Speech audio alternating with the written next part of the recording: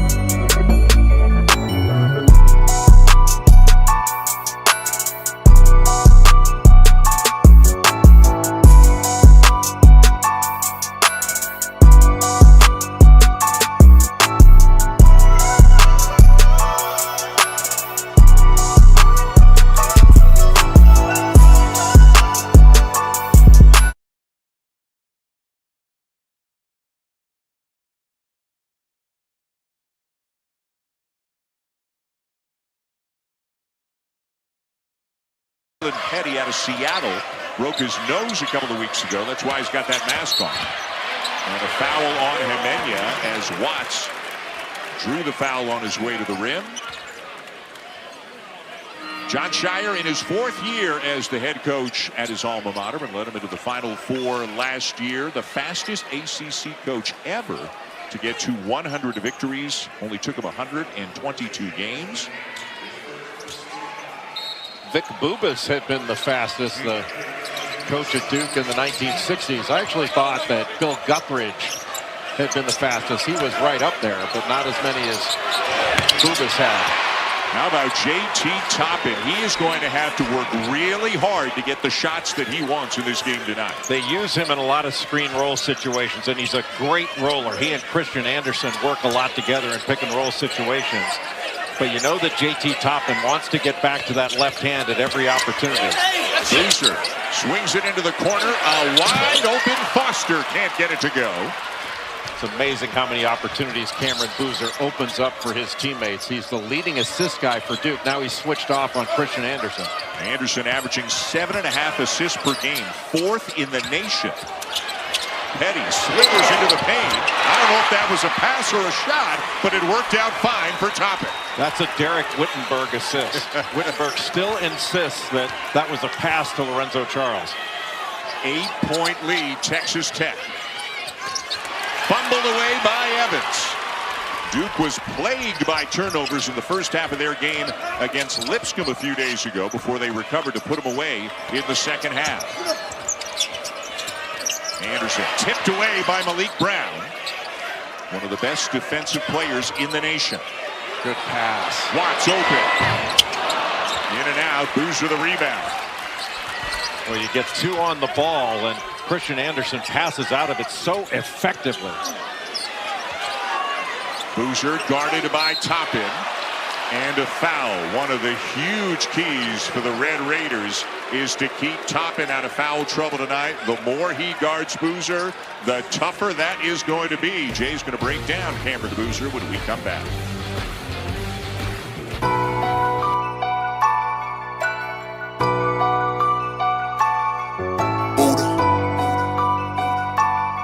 What's going on, Juco?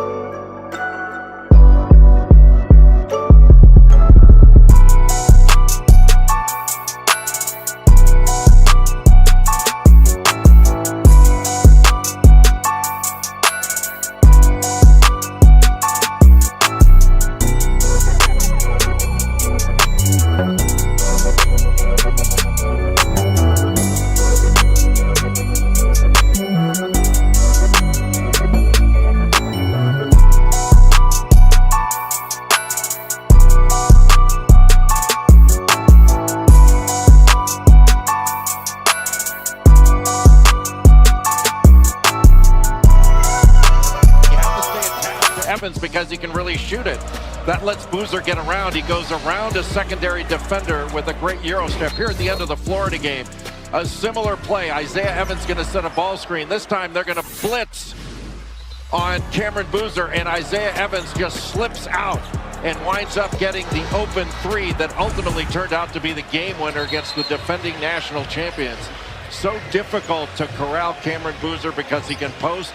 That was a pro foul that he just drew on JT Toppin along the left side. Toppin had his right hand on him, just went right into it and was able to draw that foul. Grant McCaslin didn't like it, but just a really smart play from Cameron Boozer. And you saw the numbers that Boozer has put up in the 4 ranked games in which Duke has played this year. All of them wins. Again, one of only 7 undefeated teams, 4 wins over ranked teams.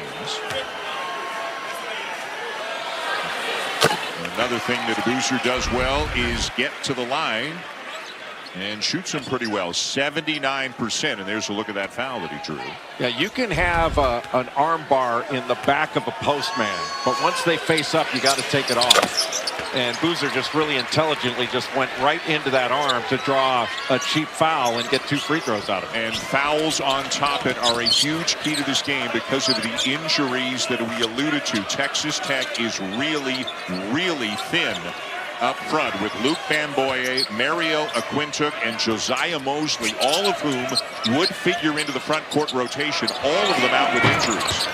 Petty no, and Brown down with a rebound for the Blue Devils. Anytime Boozer switches, Duke switches 1 through 4. They need to really go ball screen on him and put him in a position to have to guard. And Grant McCaslin is really getting into his team right now with the defensive end. And this has been his frustration, is their defense recently. His third season as the head coach in Lubbock took him to the Elite Eight last year before they lost a close game to the eventual national champions, the Florida Gators.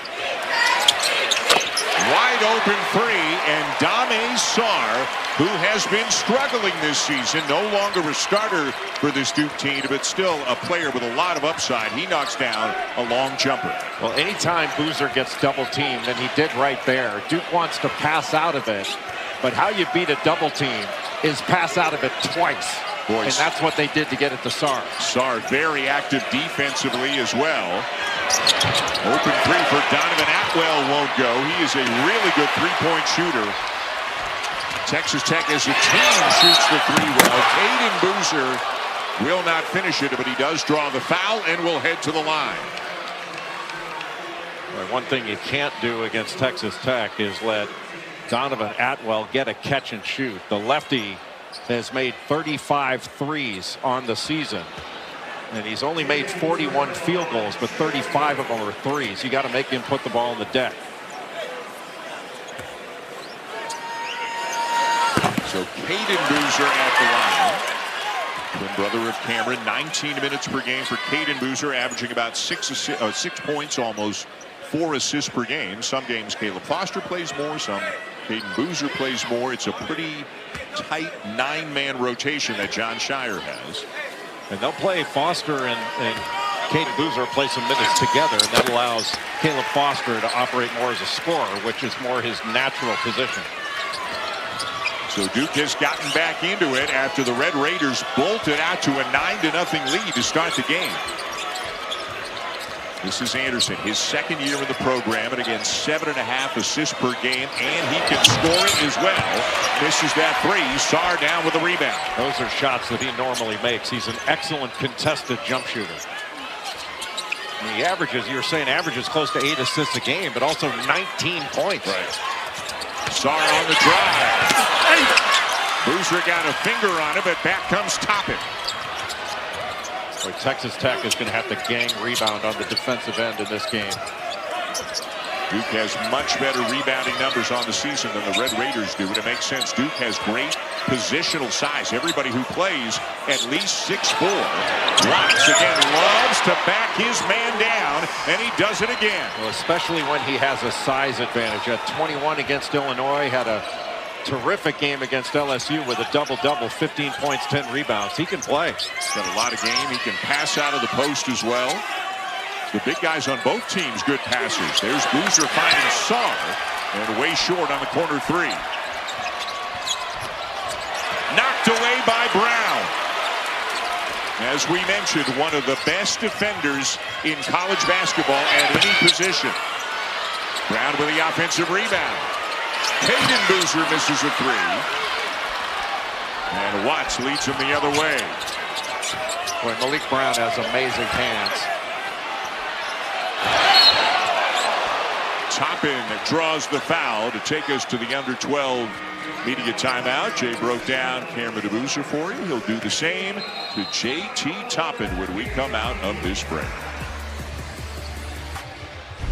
ESPN's exclusive presentation of college basketball is brought to you by Kay, the official partner of couples who love the game, and Avatar Fire and Ash, now playing in theaters everywhere.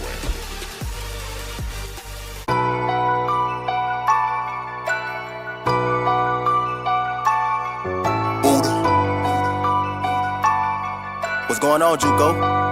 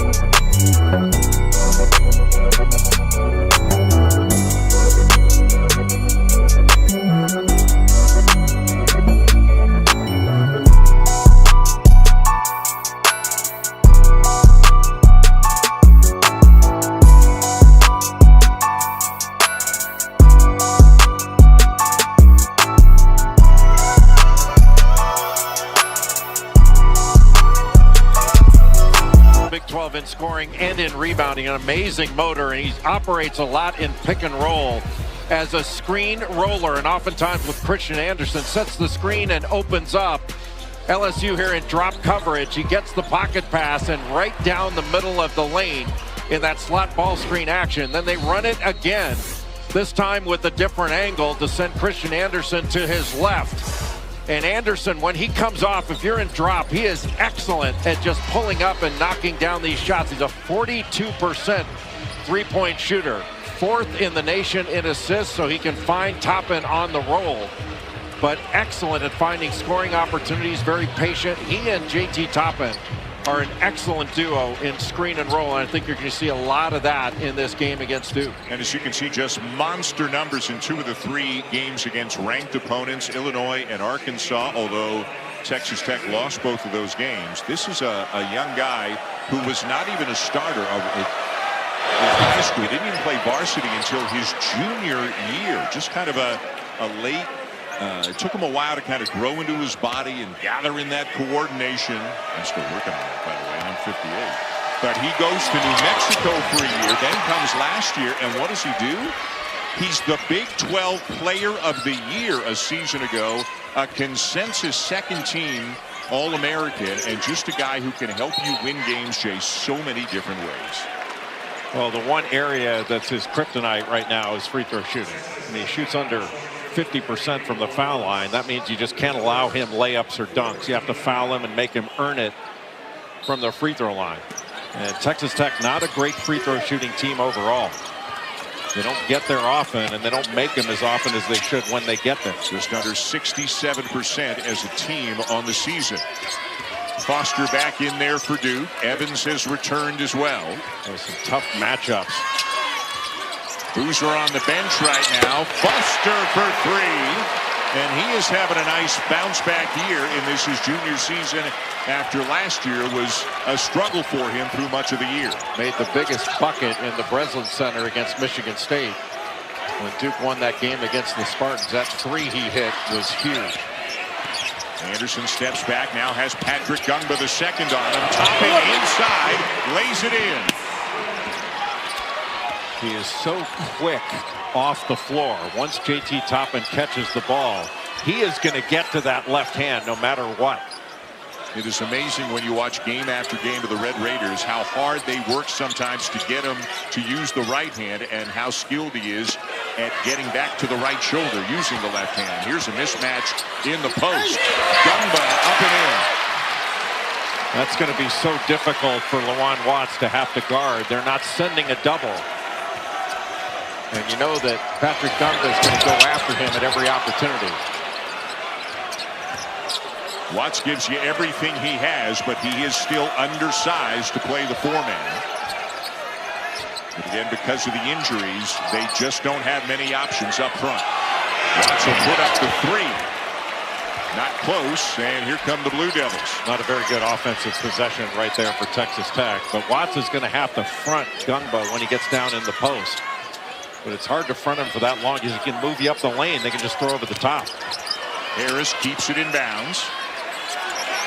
Again, Gungba and Watts with the shot clock at 10. Darren Harris knocks down to 3, and Duke has its first lead of the night.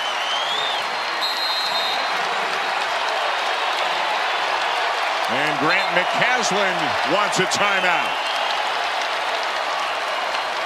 It was 9-0 Red Raiders at the...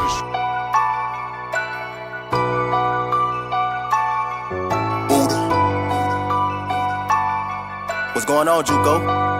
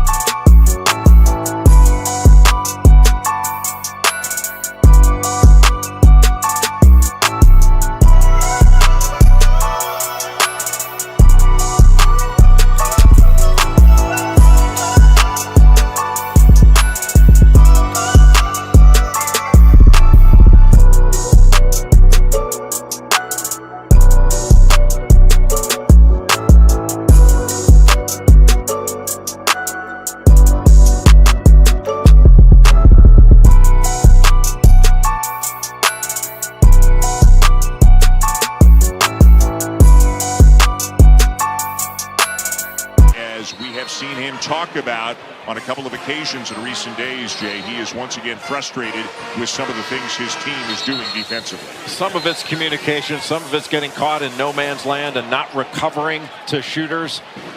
They gave up a 3 to Dame Sarr after a double. Gave up another 3 to Darren Harris right there on a pass out from Patrick Gumba. Duke has really good passing big guys. We had a chance to speak with both coaches at their respective shoot-arounds today, and when we spoke with Brant McCaslin, he used words over and over again like communicate, connected, compete, energy. It was not a lot about shot making and that sort of thing. It was about, and you've talked about a number of them already, it was about some of the things that have to improve. It's not a lack of talent.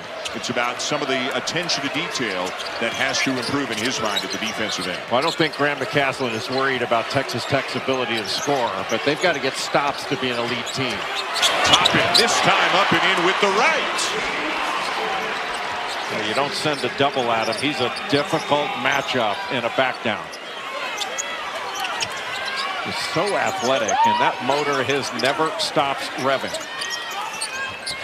Toppin on Boozer right now. Hemenya put 5 points in the first 2-3 minutes of the game, but it misses that 3. So far, the Texas Tech guards have done a nice job of helping the big guys out on the glass. They're sending all 5 to the defensive glass. We have only seen 6 players on the floor in this game for Texas Tech. And is it possible, Jay, as we get another look at the last Toppin bucket, is it possible that they will only use 6 guys tonight? They only used 6 against Arkansas. Yep. They've done it before. I think it depends on how the game goes with regard to fouls, and you certainly don't want to see anybody twist an ankle or anything, but you always have to be concerned about that. But yeah, you could see him go with 6. Toppin with a screen and a re-screen. Watts with a shot fake. Boozer doesn't bite. Shot clock at 5. Anderson. Boozer the rebound. The Boozer's so hard to move because his low base is so strong. His dad Carlos is here in attendance watching his sons play, Cameron and Caden. And there's Cam Boozer banking it in. So skilled in the post as well. He's got an amazing feel for the defense. With his back to the basket, he can feel where you are, and he's got counter moves to go with his go-to moves. Watts into Toppin, knocked away by Gumba, and JT Toppin just picked up his second foul. Well, I thought Gumba fouled Toppin going over the top to knock that ball away. He reached right over his right shoulder.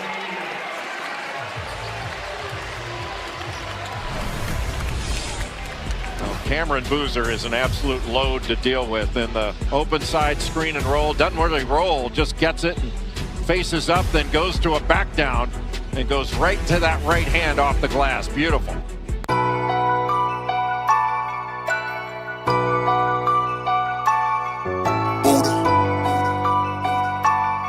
What's going on, JUCO?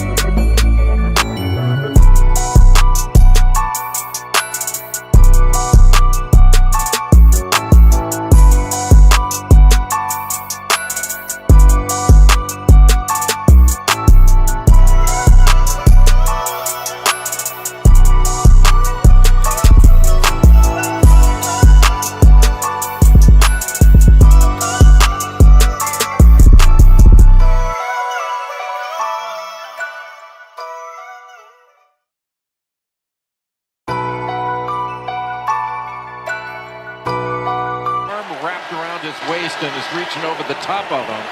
There's no question that was a foul. It just went uncalled, and knocking that ball away with the foul led to JT Toppin picking up a foul. That's the kind of thing that drives a coach like Grant McCasland crazy. He's like, wait a minute, you call that, my guy doesn't pick up his second. Like, what are you doing? That kind of thing. And Grant McCasland came out on the court as that timeout was beginning, and it wasn't to address any of his players. It was to talk to one of the officials about, hey, you got to keep an eye on this. He had my guy wrapped up. And now he picked up his third right there, unless they say he grabbed him.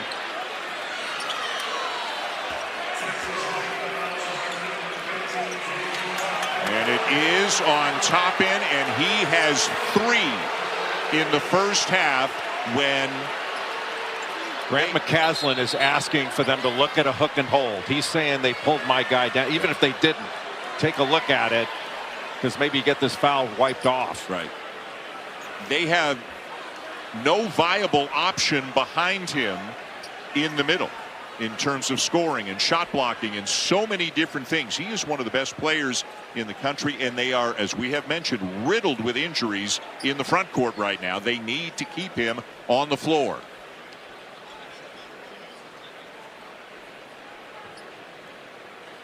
And now Bert Smith giving John Shire an explanation. Now this goes down as an appeal, not a challenge. So if this appeal isn't successful, then Texas Tech loses a timeout. Right, but this is different from the challenge in terms of, is it out of bounds or not? He still retains the challenge, but you can understand why Grant McCasland, given the significance, wants them to look at this. Here's Bert Smith.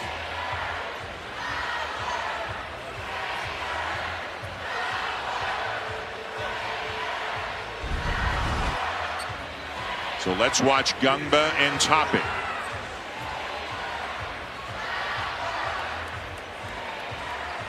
Yeah, I think this is going to stand. It didn't look like he was overtly pulled down. You can see Toppin, as soon as he hits the court, pointing to his left arm.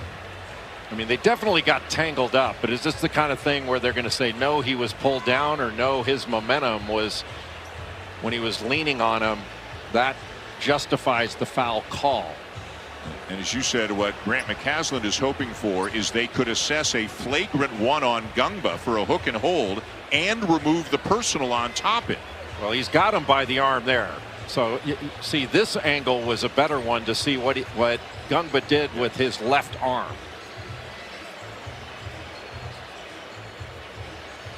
Toppin immediately, as you can see, pointing at his left arm, saying he pulled me down. Watch the right arm of Gungba on the left arm of Toppin. I mean, whatever it comes out, it was awfully aggressive on the part of JT Toppin with those 2 fouls to get in this situation. He'd already had him a step and a half off the lane. That's job done. I think you can make a case that they have a case, but I just don't know if they will overturn it. But it was definitely smart to appeal it. Yes. Because JT Toppin is so important in this game. Heck, he's 4 of 5, has 9 points. But this is a huge call right here. And the officials have now come away from the monitor, and the 3 of them are discussing it.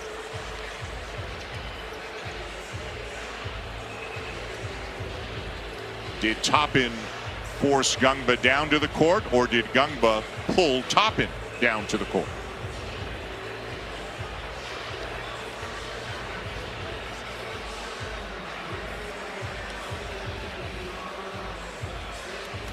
Needless to say, a call that will have a huge influence on this game tonight. No question.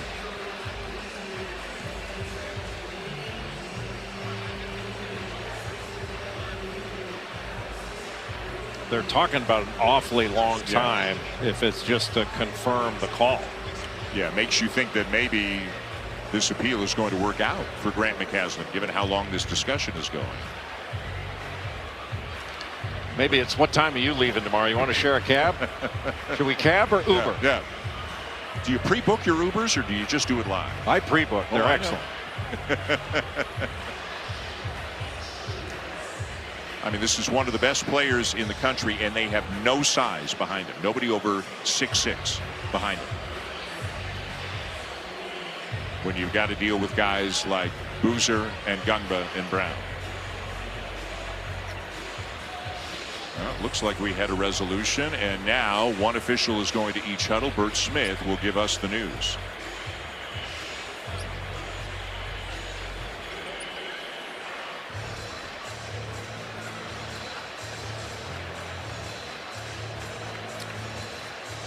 From the reaction of the coaches, it looks like this is going Texas Tech's way. John Shire is not happy right now, but the conversation with Grant McCaslin was a very quick one.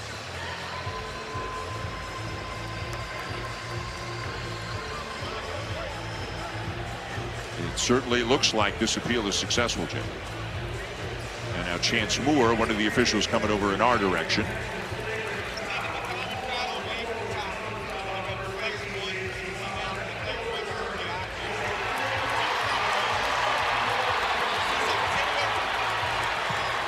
So they are taking the personal foul away from Toppin and giving Gungba a flagrant one for the hook and hold for pulling him down to the court. I don't know about your feeling. I think they got that right. I do think that Gungba pulled him down. I do too. Yeah. But it's the only option they have is to call that a flagrant one. Yeah. So that's 2 shots and the ball for Texas Tech. I think it's what happened with both arms, but especially that angle really shows what happened with the left arm of Patrick Gungba.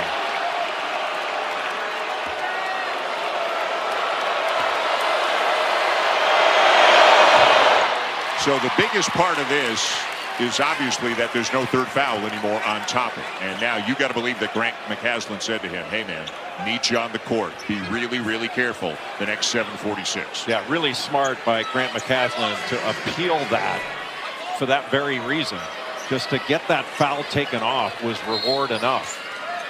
Because if JT Toppin would have to sit with 3 fouls, that really limits Texas Tech's ability to win this game. So 2 in the ball, so 1 of 2 for Toppin to tie it up, and the Red Raiders will inbound it in a tie game with 7:45 to go here in the first half. And really Duke now, when they have the ball, have to take every opportunity to go right at JT Toppin to pick up that third. And Lawan Watts skillfully draws a foul on Darren Harris. Hey, we got a pair of great games for you tomorrow on ESPN. At 1 Eastern, it'll be NC State and Ole Miss in Greensboro, North Carolina. Then at 3, Cincinnati and Clemson in Greenville, South Carolina. Both games also streaming on the ESPN app. Toppin guarded by Boozer. Anderson misses a 3. He's the guy that really has to get going for Texas Tech. He can put up points in a hurry, Christian Anderson. Here's a guy John Shire would love to see get going on a consistent basis. Isaiah Evans, he is scoreless tonight. A nice pass from Boozer, cross court to Sarr for his second 3 of the game. Got a technical foul on Sarr, I believe. Dame Sarr might have celebrated a little bit too enthusiastically and just got teed up. He must have said something to Atwell on the way down, or the bench.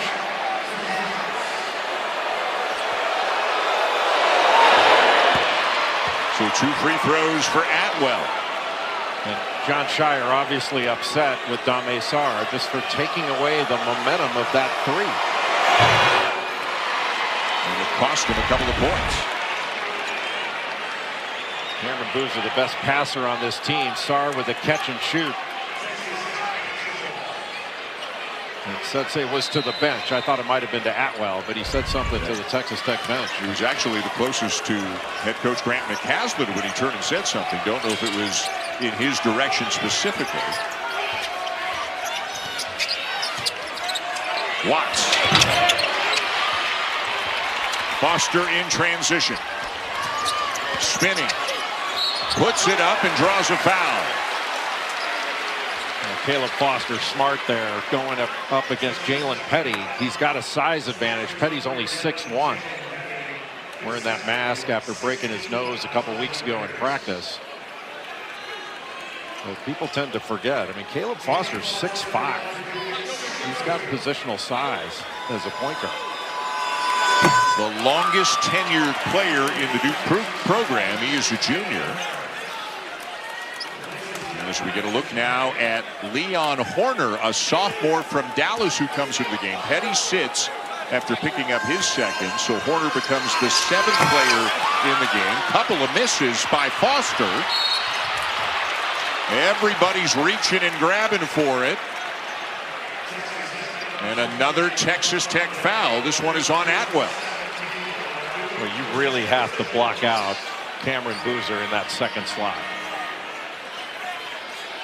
He's so difficult because he's so strong in his lower body. Difficult to pinch in on him to keep him from wedging you further in and going up over the top and grabbing an offensive rebound. 17 fouls, so 1-1 for Patrick Gungba II, who has taken a big leap forward here in his sophomore season. He's getting a lot more minutes, a lot more of an opportunity, but he has earned it. His scoring is 3 times what it was a season ago. He's leading the Duke team in blocked shots. And I thought he was spectacular in that game against Florida. He had 11 points, 5 rebounds, 5 assists, and 5 blocks against that massive Gator front line.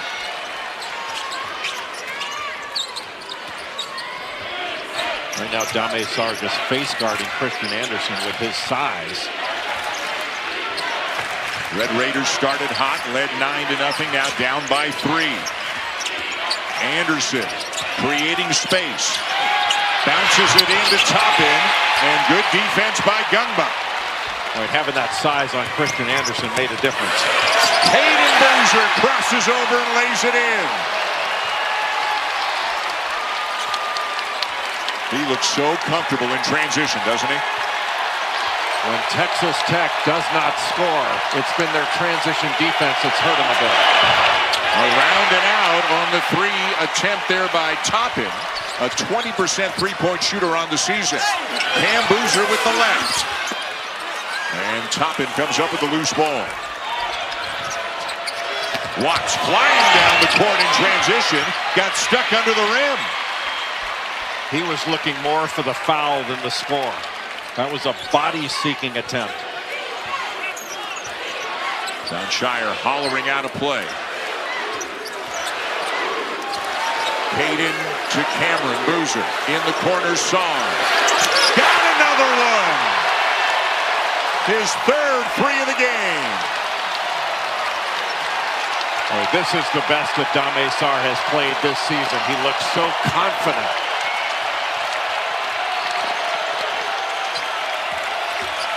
Watts trying to get around. Cam Boozer kicks it out. Horner off the glass and good. Leon Horner averaging 10 minutes per game, 3 points per game. Banks one in, a much-needed bucket for the Red Raiders. Well, Grant McCaslin was telling us today at the shoot-around that he's got good scoring instincts. Boy, I'll tell you, Gungba is getting really physical, initiating contact with Toppin on his way down the court. Kicks it out to Caden Boozer, who knocks down a 3. Duke is catching Texas Tech in rotation and taking advantage of the Red Raiders with that extra pass.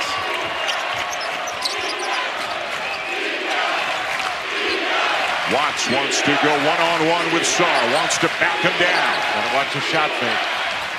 Gets it to go. He's got all kinds of game down in the post. He transferred in from Washington State. Averaged about 14 and 7 there, but loves those back downs. Again, coming off a 36-point game against Northern Colorado on Tuesday. Sarr. A pass for Gungba. And a foul called on the Red Raiders. Number 2 on Atwell.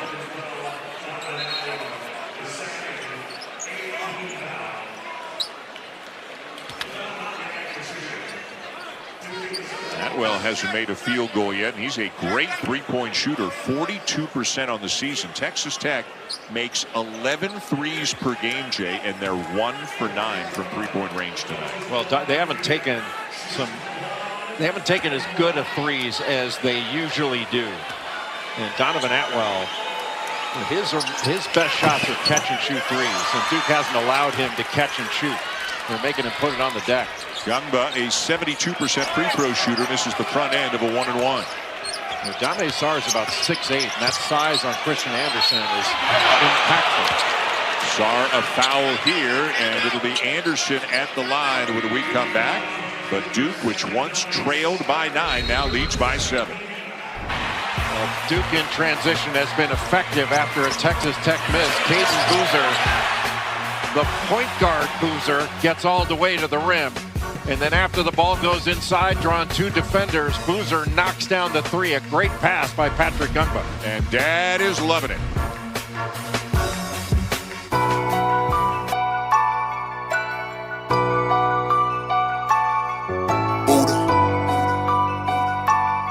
What's going on, JUCO?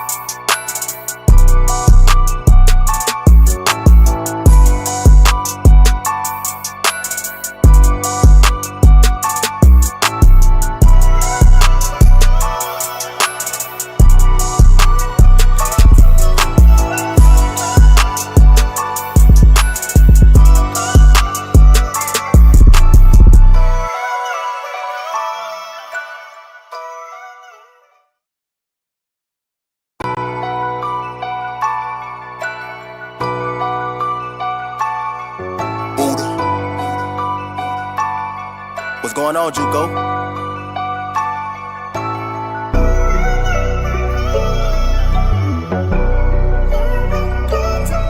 For the most part, 1 for 2, 4 points, 3 rebounds. But coming into this game, it was Texas Tech, which had been the better three-point shooting team this season. But as you can see from the numbers, it has been the opposite case here tonight. Well, Duke, for the most part, has put the clamps on Christian Anderson. He's going to have to get on track. I don't think Texas Tech can win without Christian Anderson putting points on the board. Just threw a foul on Dame Sarr on the last possession. But Dan, to your point about Cameron Boozer, I mean, Duke's got 7 assists in this game. 6 of them are from Boozer and Gungba. Yeah. Their best playmakers are their big guys, which is unusual. Anderson, 1 of 2. Just the third all-time meeting between these two programs. Duke has won each of the previous two. 7 years ago to the day in this building they beat it. As Boozer spins and is fouled. And Duke also victorious in the 2022 Sweet 16 against Texas Tech. Hey, tomorrow night on ESPN, it's a doubleheader in the Bay Area Women's Classic from the Chase Center in San Francisco. It'll be Oregon and Stanford at 6 Eastern, and then number 19 USC and Cal at 8:30 Eastern. You can see the games on ESPN or also on the ESPN app. And that foul, that whistle, that was indisputably number 3 on J.T. Toppin. Well, Duke was smart with Toppin guarding Cameron Boozer. They just went to Boozer at the elbow for an isolation. He faced up and just spun right into J.T. Toppin to pick up that third foul. That was a huge call. So now their quote-unquote big guys are Lawan Watts, a 6'6" forward, and Leon Horner, a 6'4" wing. Those are the two guys playing in the bottom 2 slots on the free throw. One of those guys is going to have to guard Cam Boozer. Well, on the offensive end, what Texas Tech needs to do is play 5 out and spread the floor. Watts driving on Boozer. Lost it, got it back, lays it in. There is no back down in him. Well, there's that shot fake. Got Cameron Boozer into the air. Thought he could have picked up a foul there. Watts the high score in the game with a dozen. Boozer gets his own miss. Up and in and one. There's just no way at that size you're going to be able to stop Cameron Boozer. As soon as he caught the ball, just use that strength to bully his way to the basket. 6'8" and strong against 6'4" just isn't going to work for Texas Tech. And it's not just the initial shot. He's so quick to get his own miss. And you got to believe every trip down the floor, Semenya picks up a foul. Every trip down the floor for Duke for the last 3:13 of this half with Toppin on the bench. That ball's going inside the Boozer. No question. If they draw 2 defenders, then you just kick it out. And Duke's been excellent knocking down threes off relocation. 8-point lead Duke. Horner at the line, 1-1 for him. Biggest impact he had in a game this year. Played 18 minutes off the bench against Wyoming a couple of weeks ago. 4 points, 4 rebounds. This is a team, Texas Tech, was ranked 10th in the nation preseason. But again, the multiple injuries they have in the front court have really changed the course of their season to a certain extent. And they hope to get these guys back once they get into conference play. But Jake, conference play in the Big 12 this year is going to be a bear. And Texas Tech has played a really good schedule. They lost at Illinois in a really close game. Also lost against Arkansas in a really close game. Now Horner's trying to front his throw over the top. And another foul, so he'll make him earn it on the line. But that ball's going into Boozer every time down. When you're trying to front, when you're just 6'4", what you really have to do is put great pressure on the ball. If you can get the passer to turn his back, you can make it really difficult. But that's asking a lot for a 6'4" wing, even as strong as Leon Horner is, to guard Cameron Boozer. 6'4", 215, trying to guard 6'9", 250.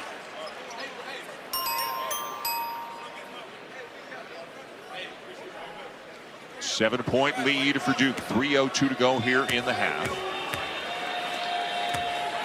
If Horner's going to stay on Boozer, he's really got to get lower and use leverage. That's the best he can do.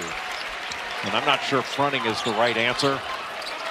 Maybe if you stay behind and try to push him off the lane, you've got more of a chance. Anderson gets the switch. Brown on him. Now back to Watts. Driving on Caden Boozer. 10 to shoot. Anderson can't get a shot off over Brown and turns it over. Brown knocked it away from him. His hands are amazing. Boozer underneath to Brown, who lays it in at the other end.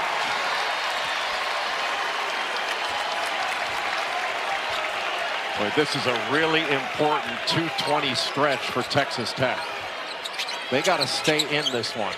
There's been a 19-point swing in this game. The Red Raiders led 9-0, and now Duke's up by 10. Watts, not this time. And without Toppin in there, 0 offensive rebound opportunities.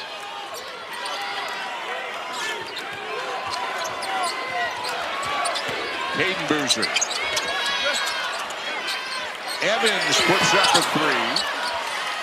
And a good job by Horner to hold off Brown and come down with the rebound. But Brown almost got a hand on that one. Anderson the drive, lost it, knocked away from behind. Was that Brown again? Might have been. Harris inside, and he'll head to the line. Whether it's a missed shot or a miscue, Duke is getting the ball down court quickly, and it may not be a fast break layup, but it is really putting a lot of pressure on the Texas Tech transition defense. So at the line, Darren Harris. He is the 9th man in what is a 9-man rotation for the Blue Devils, but he has already played more minutes this year than he played all of last season. Shoots the ball well. Coming off a good game against Lipscomb. Again, a game that Duke trailed even early in the second half. He had 11 points, 2 assists, 2 steals off the bench in that one. Where Harris has really improved is on the defensive end from last year to this. He's excellent in catch and shoot situations, so you've got to make him bounce it. But he's much more confident out on the floor. You can see it. And that lead is now up to a dozen, the biggest of the night for the Blue Devils. When Malik Brown makes it hard just to get a catch in the scoring area. Got to be so worried about his hands. As it was said at practice today, the Texas Tech practice, he's got the best hands in the country. Can't let him knock it away from you. Watts lays it in with the left, and he is doing everything he can to keep his team in the game. When he gets a switch, Juwan Watts, his eyes just get bigger. Wow. That's an interesting call. I thought that might have gone on Atwell. It's an offensive foul on Cam Boozer.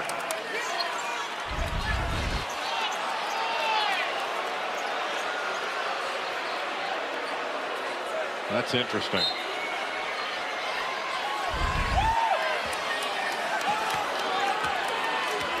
Well, if they can get a score and a stop, given that they played without Toppin the last few minutes, Grant McCaslin might feel okay about things heading into halftime. That would definitely stop the bleeding. Anderson can't get by Caden Boozer. Good defense. Atwell inside. Horner reverses it up and in over Boozer. Boy, what a great recovery by Leon Horner. He has given them some energetic, much-needed minutes off the bench. Shot clock turned off. Duke can hold. I think you got to let Cam Boozer touch it. Here it is. Do they double? Here it comes. And Cam finds Caden. Boozer to Boozer for the bucket. Anderson leaves it short. And the first half comes to a close with Cam Boozer kind of taking over late after J.T. Toppin picked up that 3rd foul. And the Blue Devils taking a 10-point lead into halftime.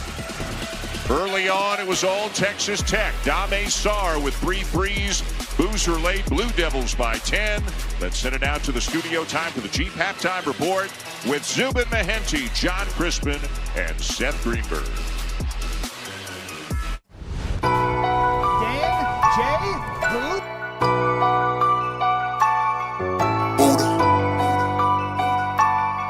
What's going on, JUCO?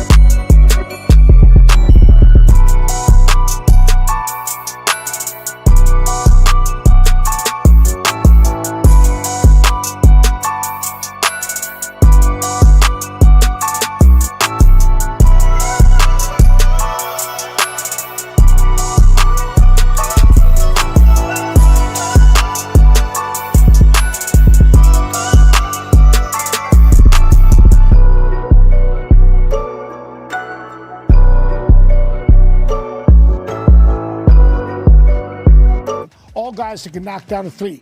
Patience, work to the middle of the floor. Patience, work to the middle of the floor. Little footwork, works to the middle of the floor, left shoulder, shoots a little jump hook, really easy. Now right here, and that was a little bit quick, but when he has the basketball, he's what I call a 10-eye guy. 2 on him and everyone else. What do they have? They have their eyes on Cam Boozer. Look at the weak side right now. There's going to be a little crack screen on the backside. His ability to face up, read the defense, take what the defense gives him. Sarr is shot ready right here, ready to knock down that three. His hands are going to be ready. He's going to step into it. Step-in threes are good threes. Cam Boozer makes the right play. When he has the ball, good things happen because he's a 10-eye guy. Look, you have all that cute technology. I'm more of a use your words kind of guy. You know this. Well, I just got to figure out the words every once in a while. You need technology. That's great. But I look at Cam Boozer, and here's what I see. I see a walking advantage. Right? The game's a little different. Skill-based game, a little more pro style. It's all about creating an advantage. A lot of times you run action to create an advantage. He's a walking advantage whether he has the ball or not. The defense shifts his way in anticipation of him getting the basketball. If he gets the ball, they've got to anticipate where a double might come from, but also how they're going to rotate to open shooters. He's a walking advantage. And Is that what I just showed here? Yeah, I'm making you sound better. Oh, you are? Right? Yeah. I appreciate I'm here for you. One last note. Confirming you're right. This spring, Carlos is going to celebrate the 25th anniversary of his national title with Duke. Maybe it'll coincide with Cam and Caden's first. We'll see. On the way, Carolina and Kentucky both get huge returns, and they pay huge dividends in Atlanta. All your highlights next. This halftime report is presented by Jeep. There's only one.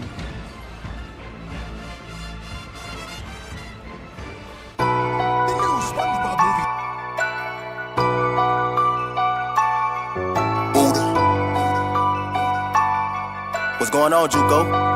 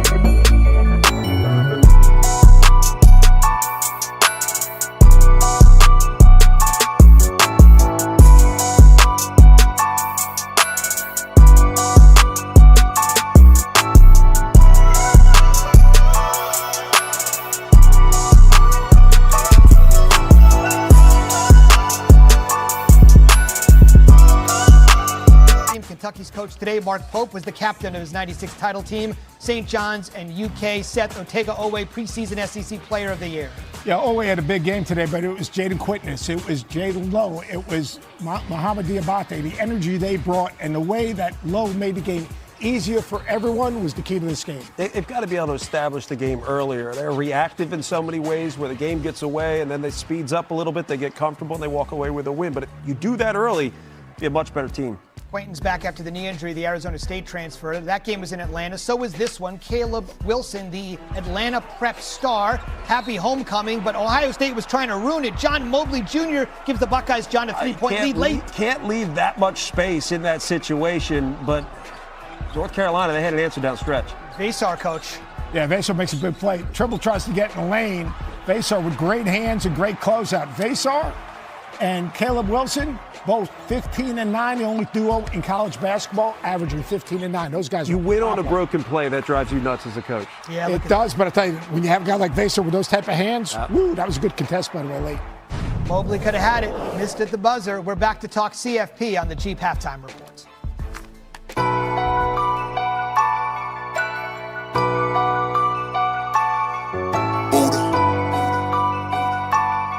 What's going on, JUCO?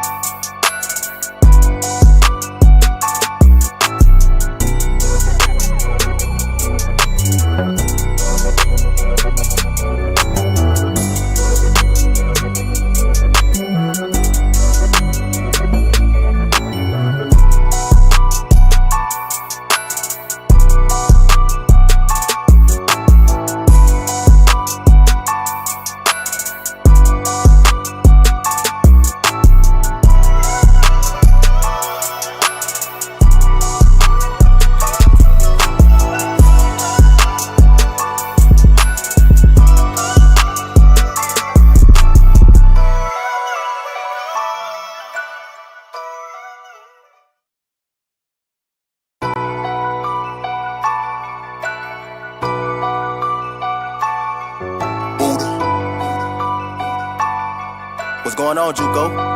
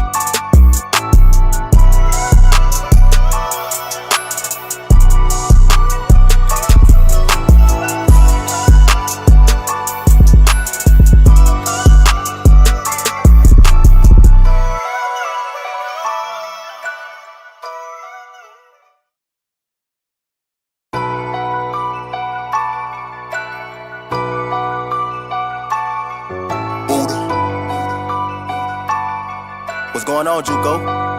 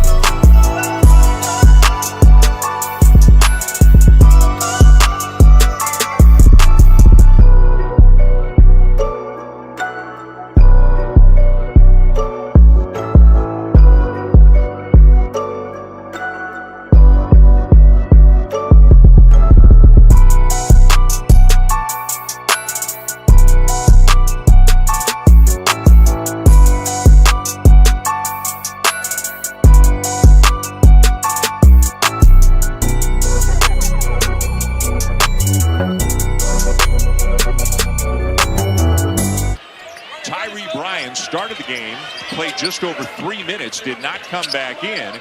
And Leon Horner, who checked in later on in the first half, is a starter here in the second half. And he is on Boozer right now. Kameni is open. The assist to Evans, and now 9 made threes for Duke. Duke is just making the extra pass. So JT Toppin had to get out to the wing, and then just a quick swing to Jimenez in the corner for an easy catch and shoot. Watts will step back, miss the long-range jumper, tipped by Toppin. Duke ball.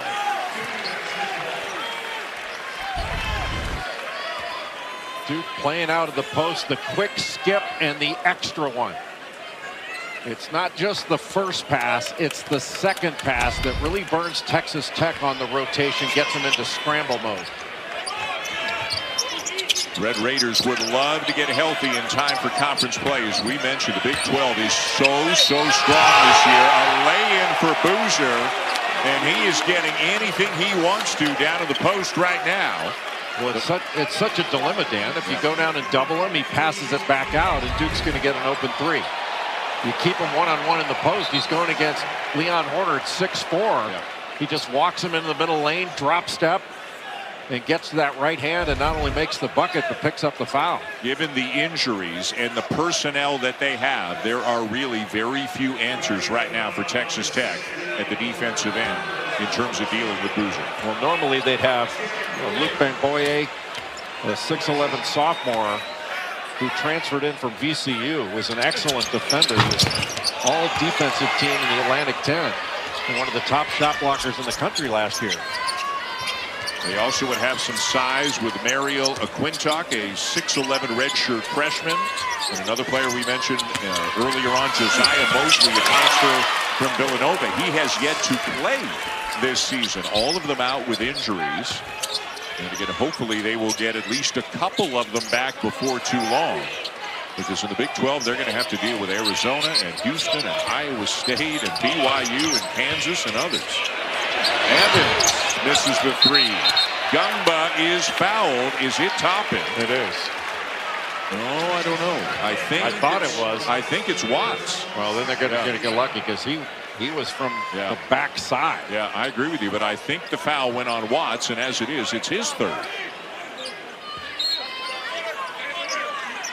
Offensively, Texas Tech needs more of what they just did, which was that slot pick and roll.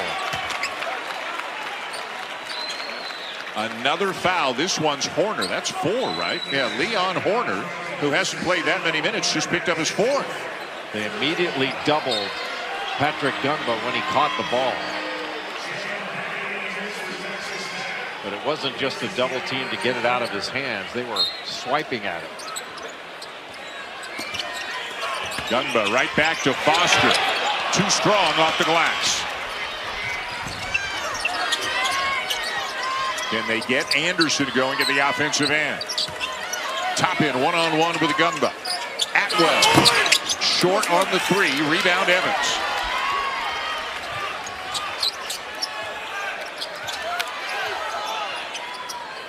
Into Boozer for the easy 2. They don't have an answer down there. Well, Christian Anderson was trying to front him, and Duke intelligently got it to the right angle. They got it to Gungba up top for the dump down.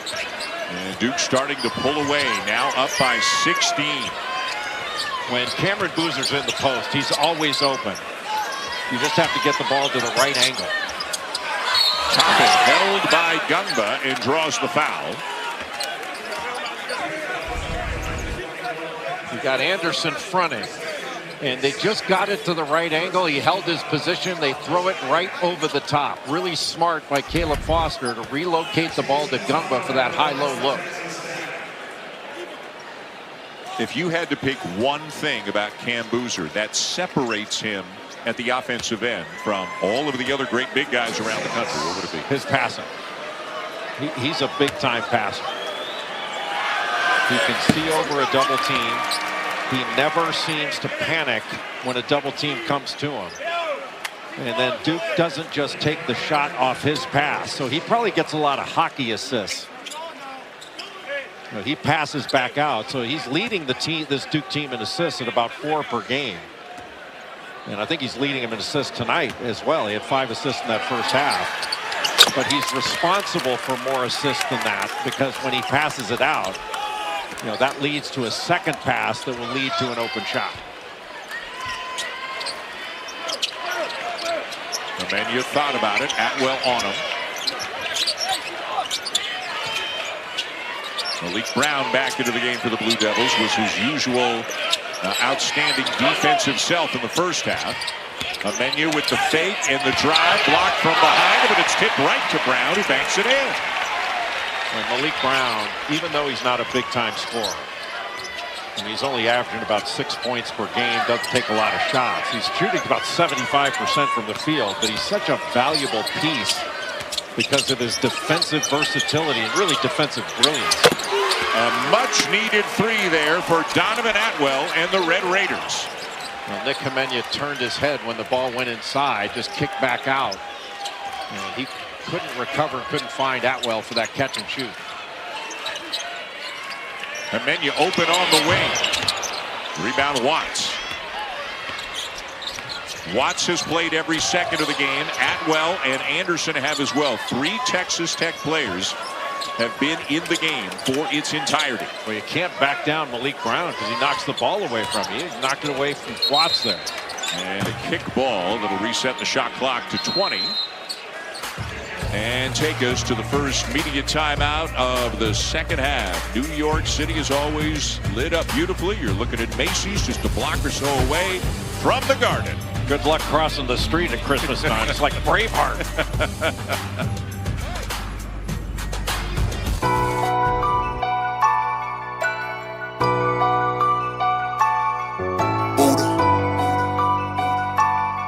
What's going on, JUCO?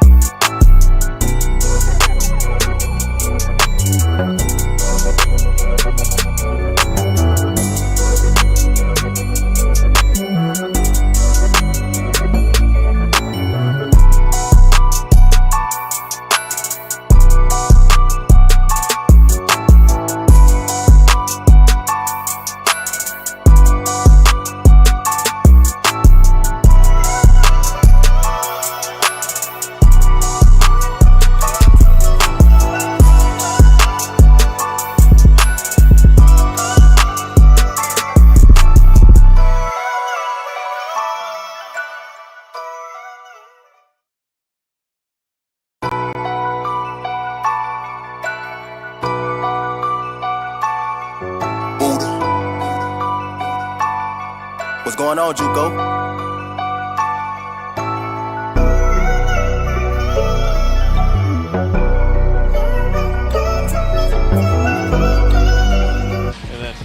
Not many guards are having a better season than Jaden Bradley, the transfer from Alabama. You can see Duke ranked 3rd in the nation. Big 12 teams ranked 1st, 4th, 8th, and 10th.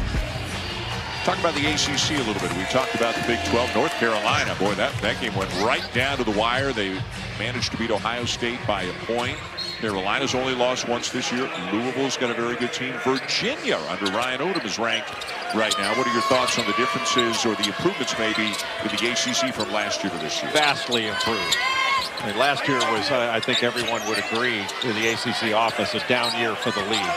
Not so much this year. It's one of the better leagues in the country this year. Well, I'll tell you, Watts gets A for effort all the time, and he knocks down another little jump hook. He is following up on that 36-point outing. He's got 20 already tonight. What a pass. They play on, and Cam Boozer will finish again. Just a beautiful pocket pass right in the middle of the floor. And that puts both Watts and Toppin in a really bad spot. I think Toppin picked up the foul there. He did, and it's number 4. And Grant McCaslin is going to make the move. With 15:09 to go, Toppin is going to have to come out of this game. And when Toppin picked up his second foul, one of the things I think it really did was take the starch out of his offensive rebound. You know, Duke's done a great job on the defensive glass, not allowing a lot of second shot opportunities. And JT Toppin, one of the best offensive rebounders in the country, he averages almost 5 offensive rebounds a game. And this one, I think he's only got 1.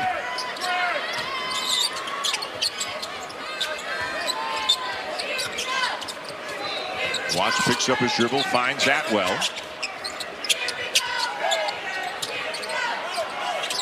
Anderson with Sarr on him. Sarr, a very good defender, lots of length. Shot clock's down to 2. And Anderson never is able to get it off over Malik Brown. And Malik Brown switched off on him. He got that kind of size and the ability to move feet, great hands. And Christian Anderson just couldn't see the basket. Boy, ask anybody in the Duke program about Malik Brown. He offers so much more value than the numbers would indicate. Cam Boozer to a cutting Sarr. And that's a travel.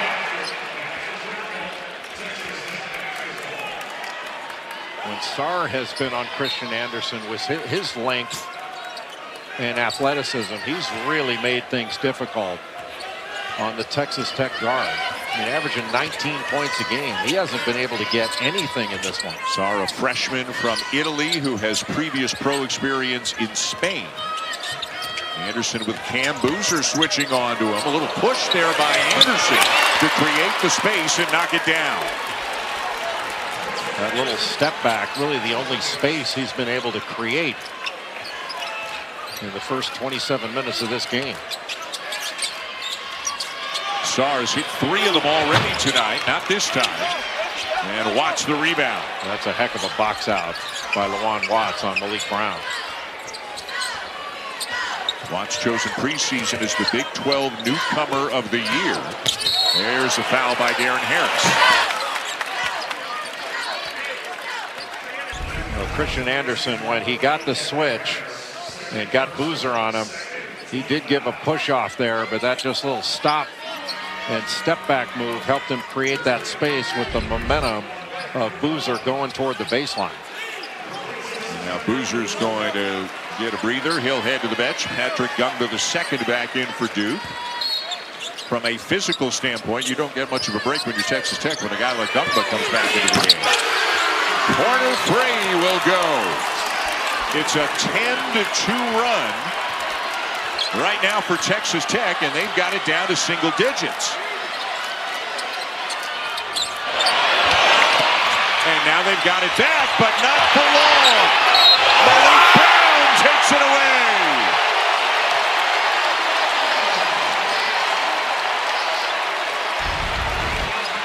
You always have to be aware of where Malik Brown is. Seems like he's not in the play, just knocks it away from Lawan Watts and turns a disadvantage into an advantage.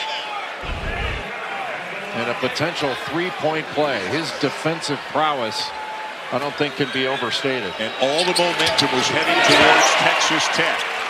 A 10-2 run down to single digits. Not only do they give it up and does Duke score, it's also the 4th foul on Watts. So he's got 4, Toppin's got 4, and Duke's up by 12.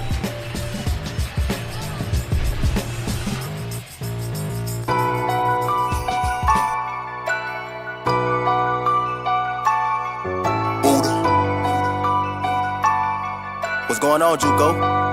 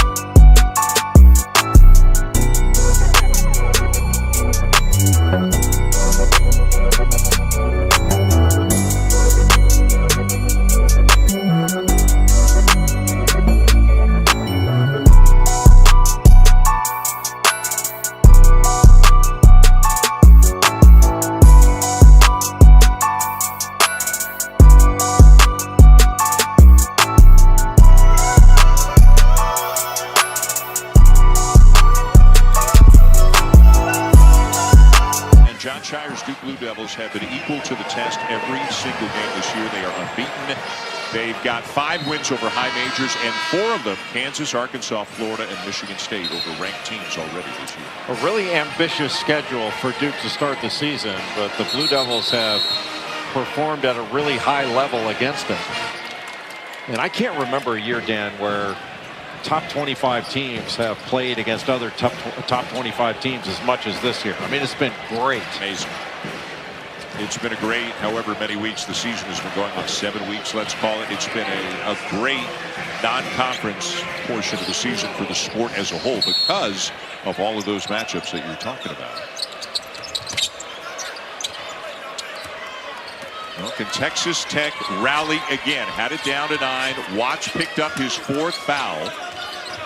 And Watts has gone to the bench right now. So there's no Toppin and there's no Watts. Nolan Groves is into the game for the first time as Brown erases that one. Texas Tech wants a goaltend, and the official on our side of the court, Chance Moore, blew the whistle and says that's a basket.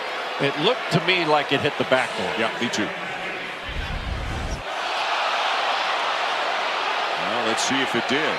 You just heard the crowd reaction. Maybe it didn't, although I don't know that that is a definitive angle. Let's look at this one as well. Nope, he got it first. Wow. So they'll probably challenge that. It. Yeah, you and I were both wrong with the live eye, and this is a challenge forthcoming from John Shire. Yeah, this one's going to be reevaluated. How good of a defensive game has Malik Brown had tonight? He's one of the few players that can really impact a game without scoring. And I think he's got 4 steals in this game. He's going to be credited with a block after this. Jalen Petty running the point on that play so they get Christian Anderson off the ball. And just such a selfless player as well. Doesn't look to score very often. Very efficient when he does look to score. A good passer as well. Very experienced player. Yeah, he had a really good game against Florida as well. Had 6 points, 6 rebounds, 2 steals, and got that what turned out to be a game-sealing deflection on Florida's last possession. And like many programs, the Duke program attracts deflections, and Brown, even though he doesn't play as many minutes as some others, he leads the team in deflections at about 6 per game. And leads them by far.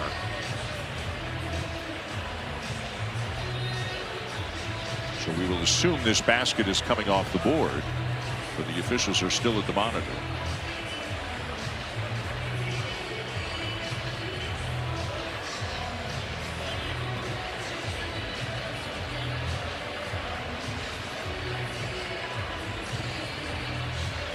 Yeah, so this will be overturned. That was a clean block. They may be discussing possession, right? Yeah, it'll go to the possession unless there was clear possession. You know, it looked like Patrick Gungbo was going to get the ball, but unless it's clear possession, it goes to the arrow.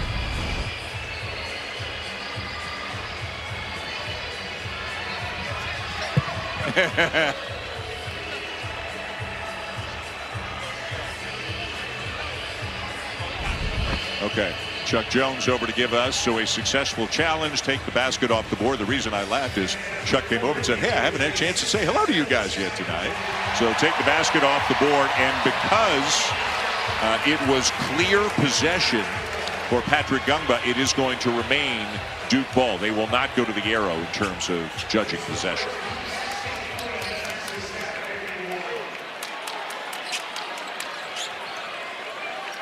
So 63-51 with 12:53 to go.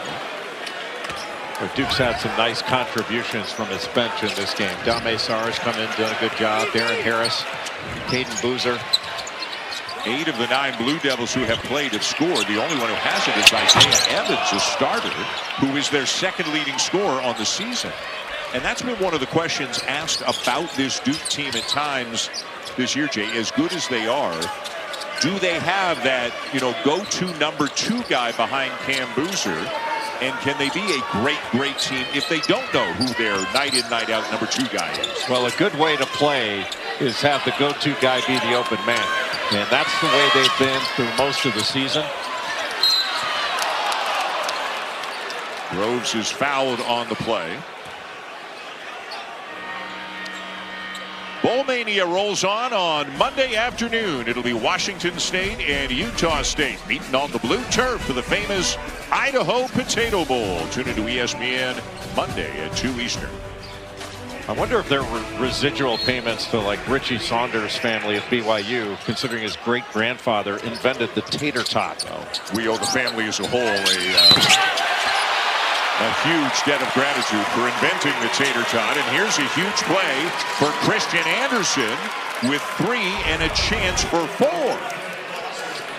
Just off that screen and drop coverage, something we showed a little bit earlier from some of the prior games that Texas Tech has played. And instead of getting a side contest, you just can't foul an excellent jump shooter like Christian Anderson and give him an opportunity like this. Just put late pressure on the shot. And Boozer back in, Brown to the bench. And in some ways it doesn't feel like it, but it's only an 8-point game. with a lot of time left to go. And they're doing this without Toppin and without Watts. And the key question is, when do you bring Toppin back? So Duke's going to go to Cam Boozer. He's got Groves on him. Groves, another perimeter guy, a wing. A freshman from Long Lake, Minnesota, the Gatorade Player of the Year in Minnesota last year in high school. Rebound for Anderson, and it's Horner underneath, I believe, of Texas Tech, who got called for the foul. Got tangled up with Gumba, and Horner saying, look, he grabbed me. Yeah. He is making the same motion that was made back in the first half by Toppin. But eventually Gumba was called for a flagrant one. Holiday season in New York. Duke by 8 over Texas Tech.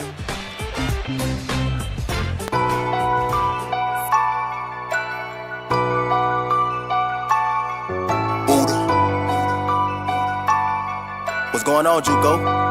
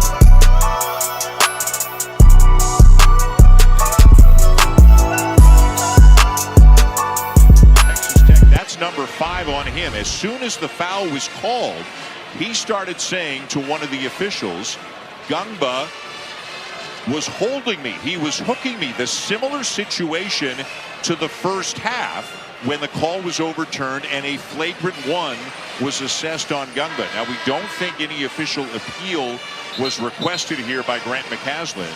So it stands as the 5th personal on Horner, and he's out of the game. The officials were looking at it during the timeout, or looking at something. I would assume it's that, but I think the call is going to stand. And there you can see the motion from Grant McCaslin, what he was doing. Now, we don't believe that McCaslin, at least we have not been told that McCaslin asked for an appeal like he did in the first half, but it's clear what this discussion is about right now. But McCaslin is not going to win this one.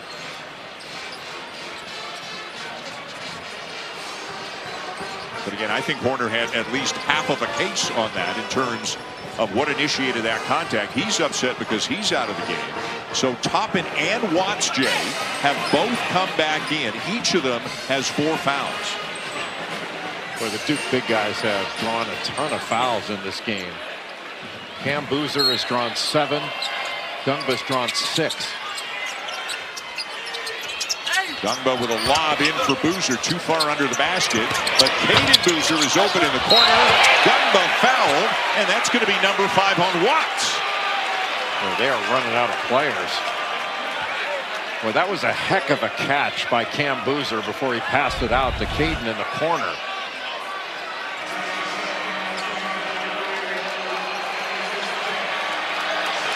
That's not much of a foul there. That's an odd call there on Lawan Watts. Well, he had a terrific game. 20 points. Well, that's awfully early to be fouling out of a game.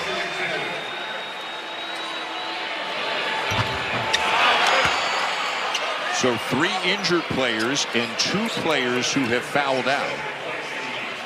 Well, this is the group they're going to have to finish with. And remember, Toppin's got 4.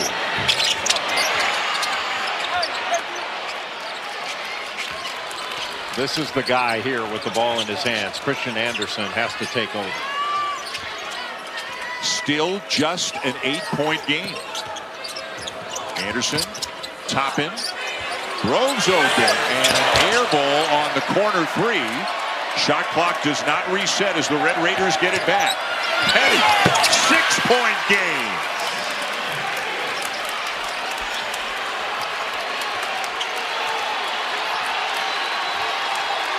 I would doubt at any point, even in practice, Grant McCaslin has had this group of 5 on the floor at the same time. I can't imagine it either. Cam Boozer going at Toppin. Good help by Anderson, and it's a held ball, and the possession arrow will give it to Tech. Petty coming off that ball screen. Gungba in drop coverage. He just pulls right up and knocks down the mid-range jumper. And then when Boozer turns his back, turns a terrific job by Christian Anderson of coming down and tying up that ball.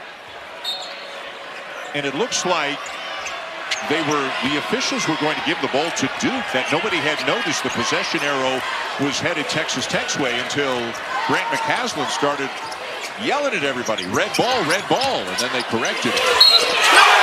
A bucket and a foul for Toppin, and the Red Raiders are right back in it.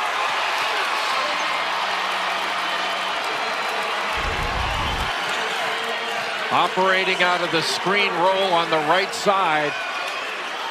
Whenever you get JT Toppin in the middle of the floor, he is so difficult to contain on that roll. Opens up to the ball. Now, he is not a great free throw shooter. Shoots under 50% on the season. So free throw blockouts become a big deal. Gungba hits the floor hard. The ball is loose. The Red Raiders have it. Toppin will kick it out. Groves misses it, but another offensive rebound, this time by Anderson. Boy, what an effort being put forth right now, given everything they are dealing with by Tech. Petty no. Followed by Anderson, and it's a 2-point game. How about the grit of Texas Tech? It is a 20-5 run for the Red Raiders to get back within 2. With all of the foul trouble, Lawan Watts fouls out with 11 minutes to go. Nobody boxes out Christian Anderson. He just gets right around Hamenya, gets to the offensive board. Well, I think Texas Tech in the last 2 possessions has had more offensive rebounds they've had the entire game.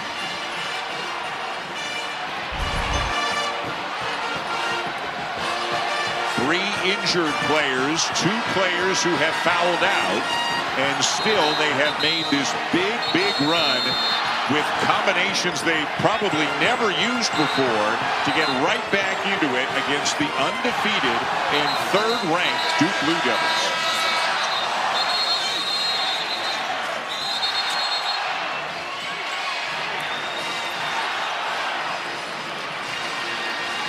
Duke is in the bonus the remainder of regulation.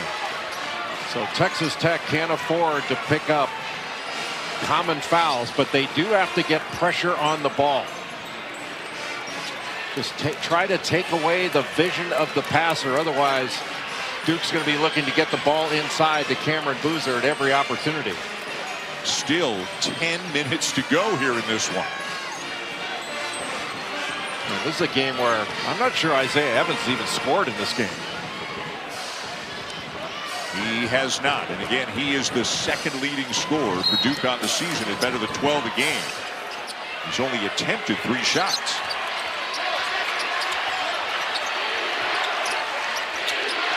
Groves is on Boozer. They're keeping Toppin away from him. He's on Brown. Evans now has scored. Just a little fade screen and then a re-screen to bring Evans back to the ball, and he turned the corner.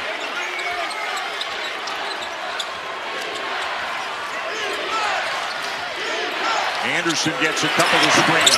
Short on the 3. Evans the rebound. Fouled by Groves. Those are the kind of fouls that Texas Tech can't pick up.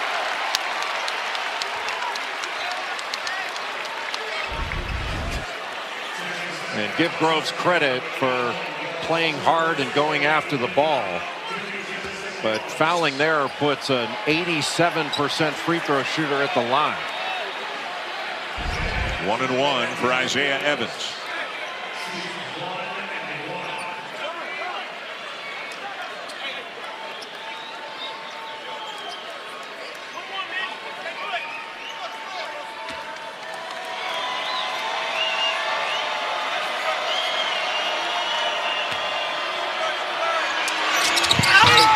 Misses the front end as Boozer and Toppin both went crashing to the court. Well, Texas Tech dodged one right there. Anderson again around a couple of screens. Toppin surrounded in the paint, just couldn't get it up over the rim enough to knock it down, and it's still a 4-point game. Well, Malik Brown did a really good job of keeping his body between Toppin and the basket. Just make him make a tough one over you. Duke fans now making the noise. Probably about 3/4 Duke fans here at the Garden tonight. Evans puts it on the deck again, scoops it up, and draws another foul. And I think it's Groves again. Evans, after that last timeout, Duke ran something for him off that fade screen, rescreen action for him to get his first bucket. But he's been much more aggressive since that last timeout.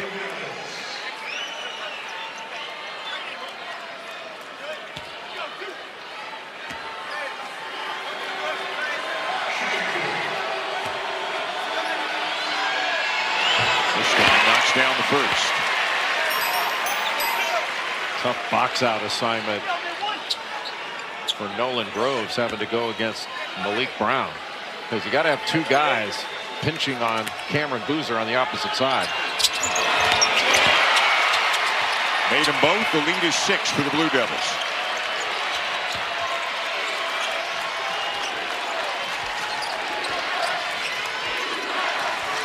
Four guards and Toppin on the floor for the Red Raiders. Petty finds his seam. Couldn't finish it.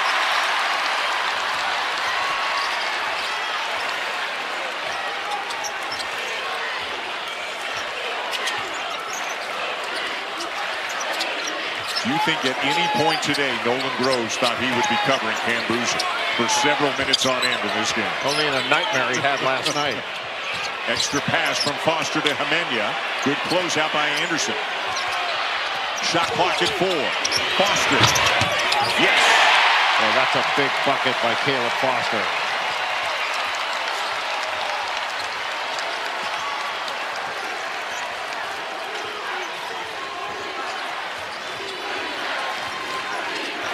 Throws the screen to try to free up Anderson. Into the paint. Steps back and hits. Boy, he's crafty. Well, he's so good at getting a defender on his hip and unbelievably patient off pick and roll situations. keeping them within striking range. Down by 6, 7.5 to go. Boozer, long strides into the paint, and a chance for 3. Well, Toppin was there, and he picked that one up.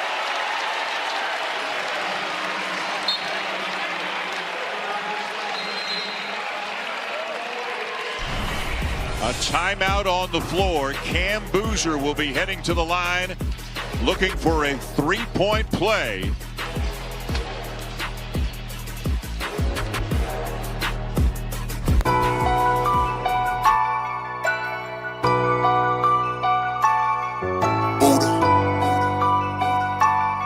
What's going on, Juco?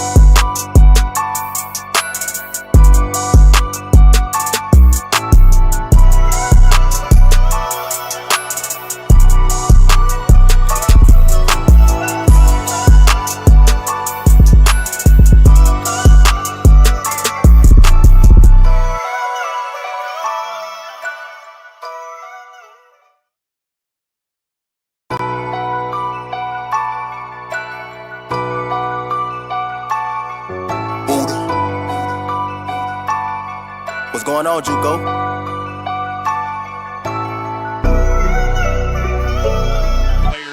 But staying in this game, Jay, trailing Duke by 8 points right now, 71-63. They had it down to 2 a couple of minutes ago. Well, Texas Tech has shown a ton of grit in this game with all the adversity they've faced with fouls, injuries.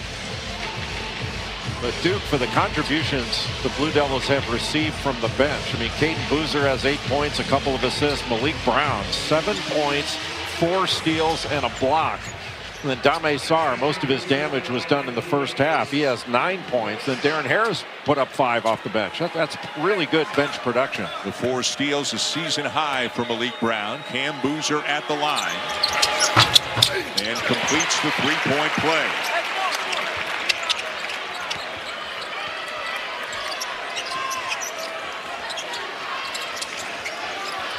This ball pressure by Foster on Anderson. Now Brown switches onto him. That last foul before the break, by the way, was on Donovan Atwell of Texas Tech. Anderson now trying to shake Kamenya. Now Boozer, he has seen 4 different defenders in this possession. Toppin surrounded and turns it over. Toppin hesitated, and Duke swarmed to the ball with active hands.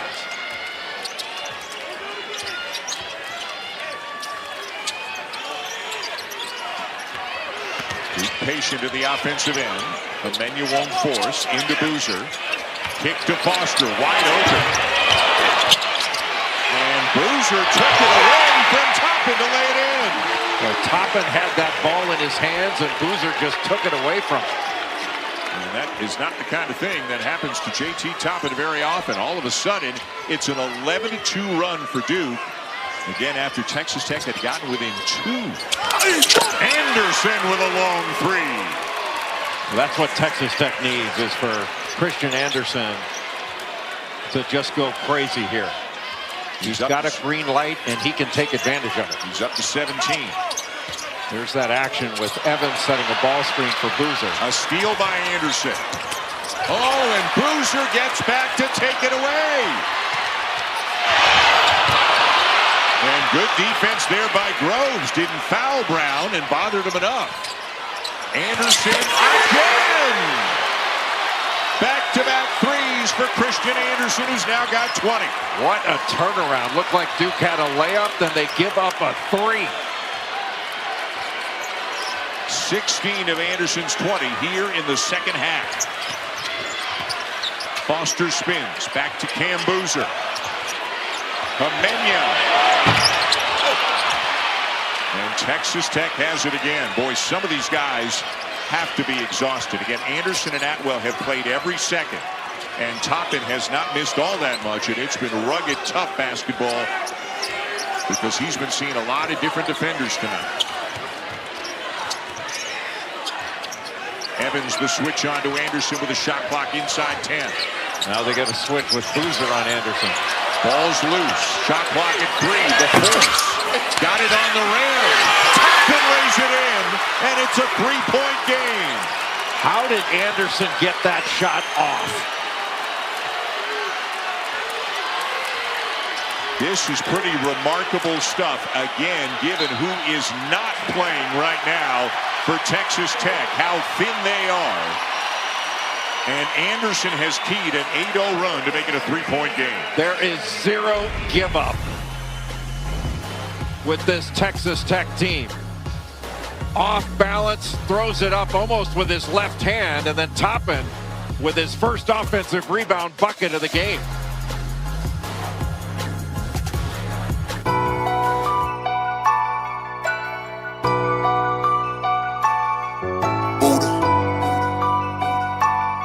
What's going on, JUCO?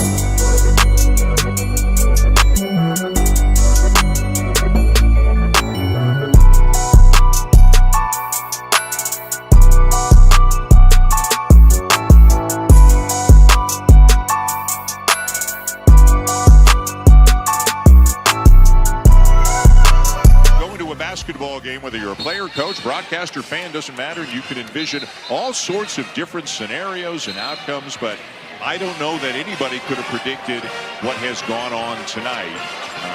All of the problems that Texas Tech has had with foul trouble and just trying to keep any semblance of size on the floor, yet they will not give up, refuse to go away, and they're back within 3.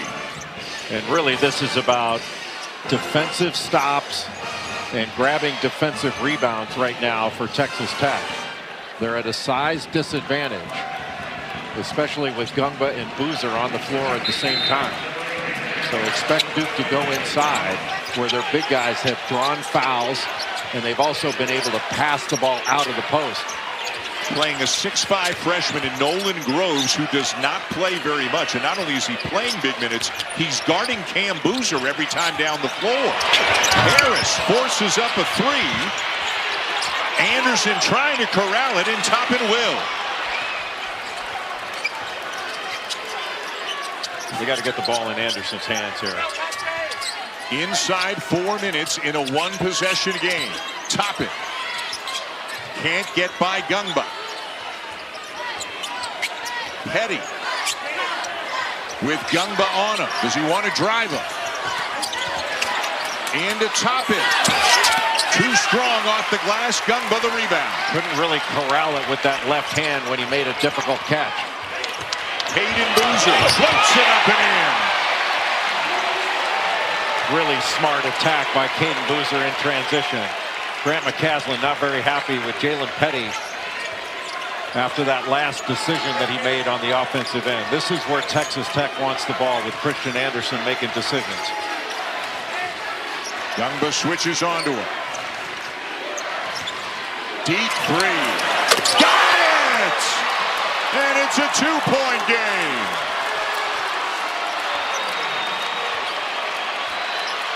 What a second half for Christian Anderson. He can go off on you, and he's proving it in the second half. Boy, right now Duke probably fearing him more than Toppin the way that this game has developed. 2:45 to go. 5 on the shot clock. Foster spinning into the paint, and they do not get it off.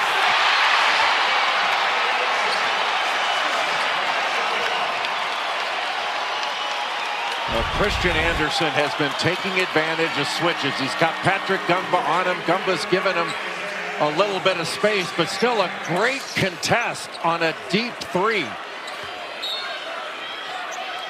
And Lawan Watts, who fouled out with over 11 minutes to go in regulation with 20 points, is loving it from the bench. Now 19 in the second half for Anderson. They can tie or take the lead on this trip. They'll tie it. Toppin from Anderson. And somehow this game is knotted up at 76. This is pretty remarkable stuff, Jay. Boozer. Foul. Either Groves or Petty reaching in. It'll be Petty to send Boozer to the line. Another big play by Anderson, this time finding Toppin. You spend a little bit too much time on the ball. Patrick Gungba in that drop coverage. And that middle screen roll with Christian Anderson and JT Toppin so difficult to deal with. Another missed free throw, this time by Boozer, as Gungba sits and Brown returns. That's got to be 10 or 11 misses that Duke's had. That's 11. I've got him at 15 for 26 on the night, just 58%. 1 of 2, 1-point game with just over 2 minutes to go in regulation.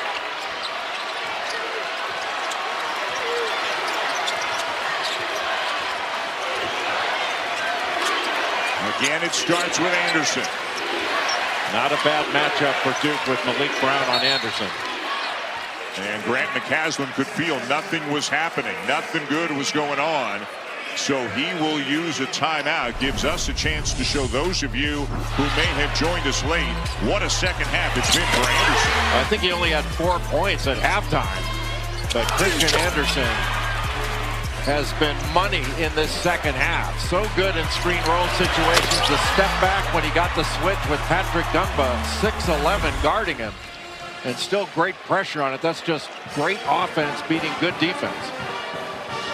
They trailed by as many as 17 points. That was 3.5 minutes into the second half.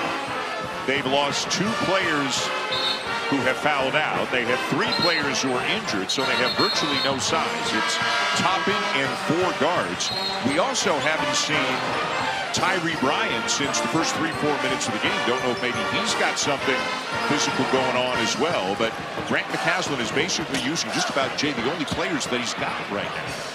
Yeah, they're down to the end of the rotation. But those 5 guys on the floor have fought like crazy. So impressive.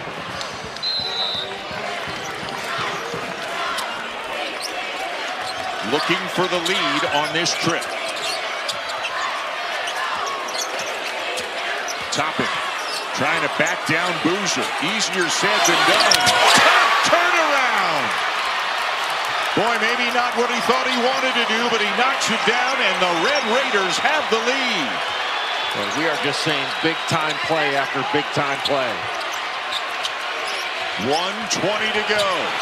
Evans has it knocked away. Anderson in transition. Goes!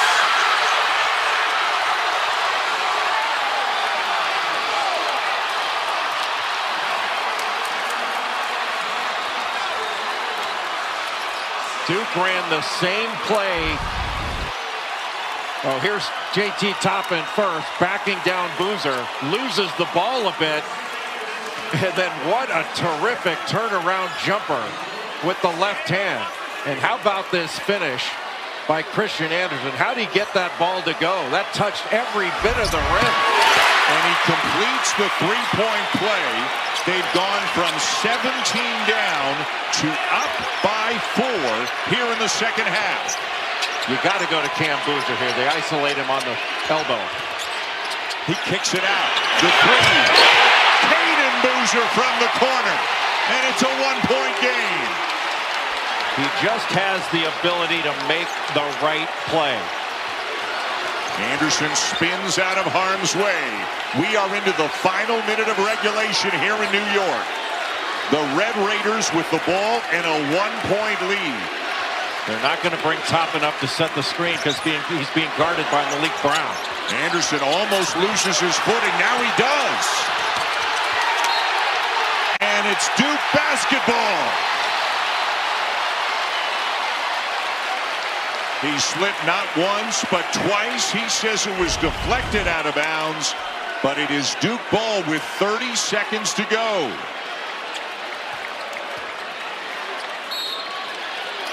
Just couldn't corral it, tried to get it to Groves. And it all may come down to this here, with the game clock and the shot clock virtually bang on. Cam Boozer. And a foul is called. It will be Groves, his 3rd. Went back to the same action of getting him the ball on the elbow so he could just drive to his right against the smaller Nolan Groves. Almost got that to go. 2 shots for Boozer.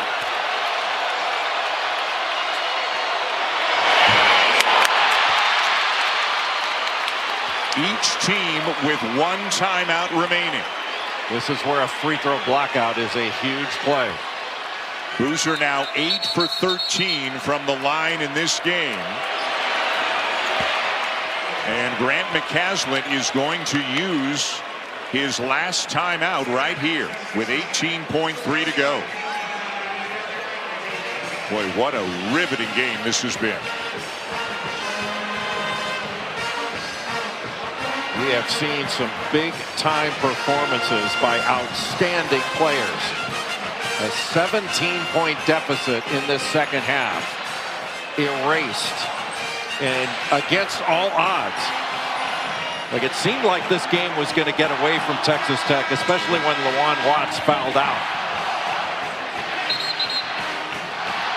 And they've gotten a very good game from J.T. Toppin, but not a monster, not a 30-point game. And he's had a couple of those against ranked teams this year. He has certainly been very good. 19 points, 10 rebounds. It's been Anderson in the second half. It was Watts early before he fouled out.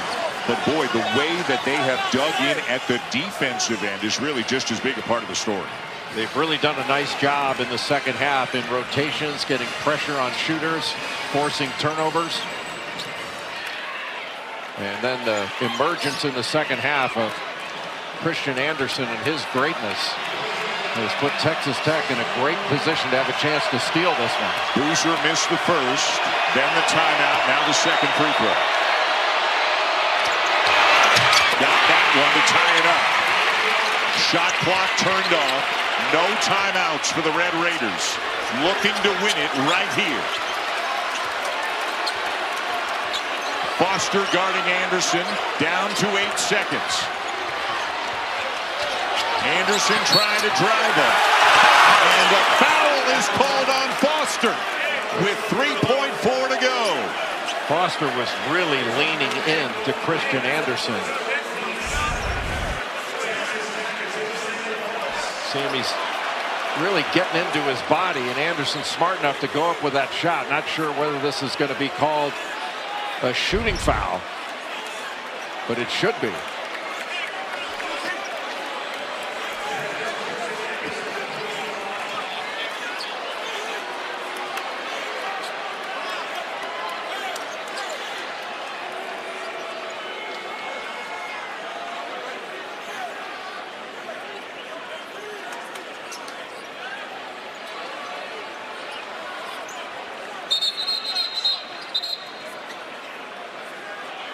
Whatever the discussion was is over quickly. 3.4 to go.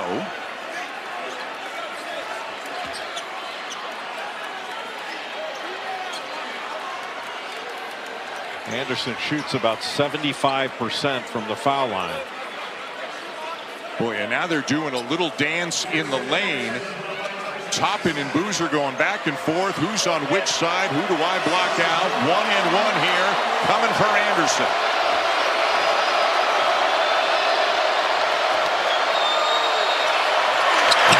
Makes it.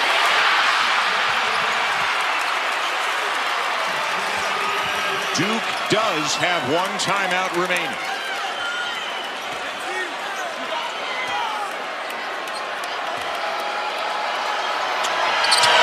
One or two. Tipped.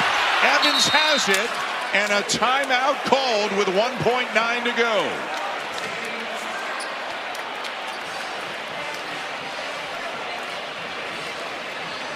What an amazing turn of events. And John Shire is saying to the officials, go look at that clock. Too much time came off. They will. They always do in this kind of a situation this late in the game. We'll get a look at it here to see if any time should be put back on.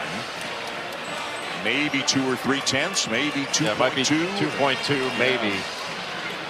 The clock starts running once the ball is touched.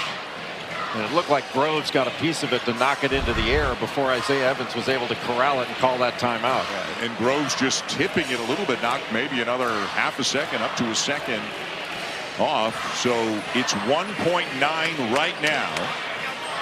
Not an easy place from which to inbound the ball. And if you can put some size on the ball to make it difficult for that ball to be advanced.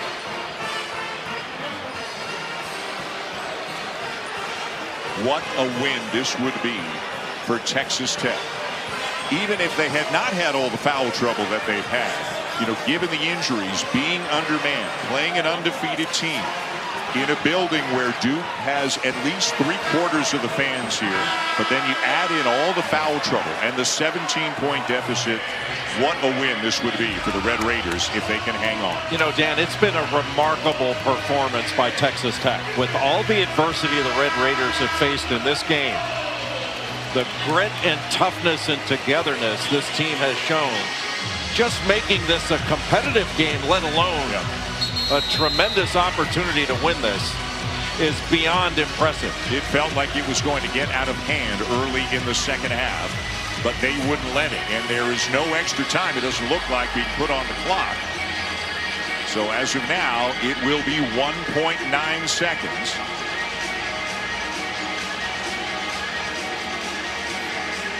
And it'll be Caleb Foster who's going to inbound it for Duke. I'm a little surprised that Texas Tech's not putting pressure on this pass. They've got 2 players in the vicinity of Evans right now, feeling that he is the most likely, the guy that John Shire has drawn up a play for. And JT Toppin. Oh, and now we're being told by Chance Moore, one of the officials, the clock started late. So not only is there no extra time, it's down to 1.6. Here we go.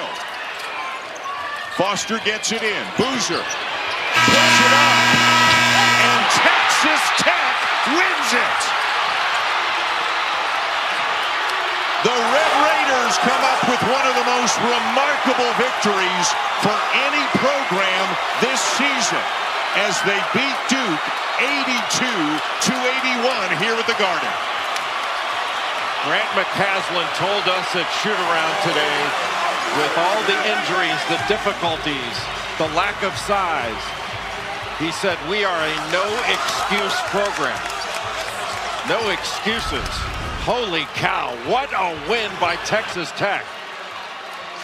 Not even sure Boozer got the shot off. What a fabulous win by the Red Raiders. Fabulous. One to celebrate. One to send them home for the holidays in an unbelievable move. They overcame so many things in this game here tonight in New York. And now Grant McCaslin can finally let the emotion come out. You can see the joy on his face. What an incredible win for the Red Raiders tonight. Their first win over a ranked team this season.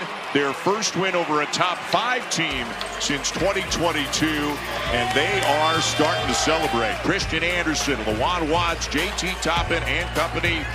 An 82-81 win over Duke. For Jay Billis, I'm Dan Schulman. Sports Center with Nicole and Trevor starting right now.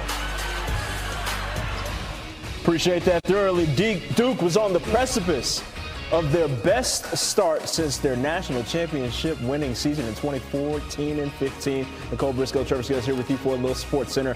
Unreal finish. The wild part about that is the first time that Cameron Boozer has lost a game in like Ever, it feels like. Here's how they did it. JT Toppin fueling that late comeback for the Red Raiders, scoring 19 to go along with his 10 rebounds. One of 2 players in D1 to average 20 and 10 this season, along with the aforementioned Boozer.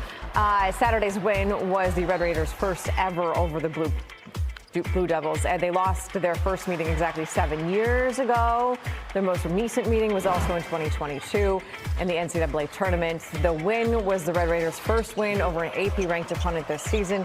The team had lost each of their first 3 ranked matchups to start the year, but it's actually more than that. It's deeper than that, because this was their first time that they've been able to beat an AP top 5 opponent in almost 4 years. The Red Raiders' last top 5 win was all the way back in January of 2022. They took down then #1 Baylor in a 65-62 game on the road. And the star of this one, particularly with that second half performance, is Christian Anderson. First of all, how are you feeling after the dramatic comeback for your team? No, I'm feeling amazing. You know, just a lot of emotions. Yeah, and, you know, we came back. Coach was preaching. We're going to win this game, and, you know, that's what we did. Fouls out, everything. So I'm just glad we was able to pull it out and be tough. There are 2 aspects of this, your resolve, but also the team's resolve. For you personally, you had 4 points in the first half. What did you do to change your game in the second half? Yeah, you mean I started off a little bit sluggish. You know, everybody on the team, you know, is trying to get me to, you know, lock into the game. Coach was telling me lock in the game. Halftime, you know, they're just preaching me. They need me to win this game. And, you know, I kind of, you know, made it on myself to turn it up. My teammates did a great job executing. The coaches that trusted me. So, you know, I put all credit to them for pushing me to go to that level. Christian, the last time Duke blew a 17-point lead was February 4th, 2007. Their now coach was playing on the team. How did you guys do it down the stretch, particularly without 2 very key players not even on the floor? Yeah, toughest team wins. That's our motto. And Coach was saying the whole time, believe, believe. This game is only for the ones who believe. And, we were down a lot, 17 points, like you said, and we just found a way to get back in the game, get stops, and put the ball in the basket. So your coach was telling you to believe. He also talked about grit, that you guys had grit. To you, what does that mean? Grit, it's just, 50-50 balls, executing, being tough, getting jump balls, getting rebounds, just being the more physical team, and that's what we did. Team ball, and now you get to go celebrate because you don't have any more games until after the holiday break. So where are you going? How are you celebrating? Appreciate it. Thank you. Guys, you can't hear me.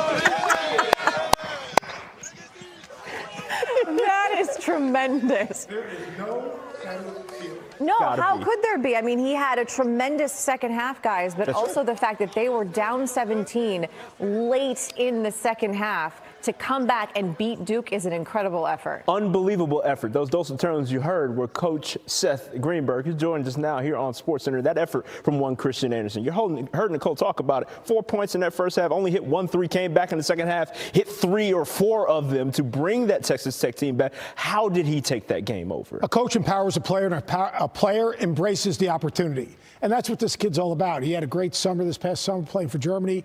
He's a guy that has great confidence. But you're only in that situation if your coach empowers. Boom, quick, step back junker, bam, knock down 5 threes. Watch him come off in this ball screen. Get to a soft spot, drag 2, and that's that short roll with JT Toppin. Active hands, be alert off the ball in transition. Great job of Euro stepping, staying with it, chin on the rim, and finishing. This kid has incredible talent. He's a 3-level scorer, puts so much pressure on the defense. But it starts with a belief. It starts with a coach empowering a player. Look, they were in foul trouble. To say they were in foul trouble was putting it kindly. An understatement. JT Toppin's out of the game. They had to find other guys to step up. But when you have a player like Christian Anderson and you could put the ball in his hands, all of a sudden good things are going to happen. And he embraced the opportunity. And people don't talk about what they did defensively. Right. They loaded up to the ball. They didn't double Cam Boozer. What they did was they made him play the crowd. So you make him play the crowd, that was great defensive adjustment. Offensively, Anderson just took over the last part of the way. Let's get it over to Nicole.